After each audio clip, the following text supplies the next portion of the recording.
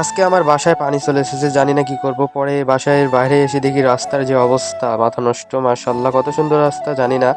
যে আমার বন্ধু লাস্টে বললাম যে যা সামনে যে হাটে কিরকম লাগে, তো সে মাছ মারার উদ্দেশ্যে বিলে রওনা দিয়েছে, তাই জন্য সে এভাবে প্রস্তুতি নিয়েছে। তো বিলের অবস্থা তো দেখেই বুঝতে পারছেন, আমাদের নিজ এলাকার বিল ইসিমারা, রাস্তাঘাট সেই মাশাল্লাহ।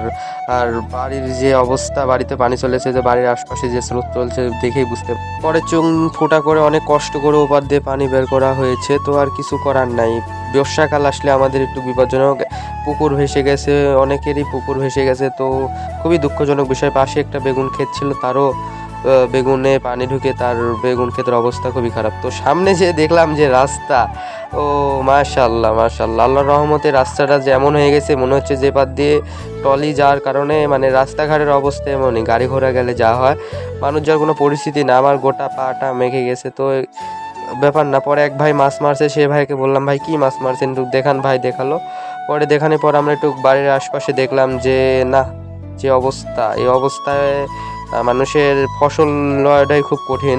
তো ভাই, এক ভাই দেখলাম যে এই পানির মধ্যে পাট ছিল, যেহেতু এখন পাট ছিলার মৌসুম। তো সবাই ভালো থাকবে, ভালো লাগে লাইক কমেন্ট ফলো।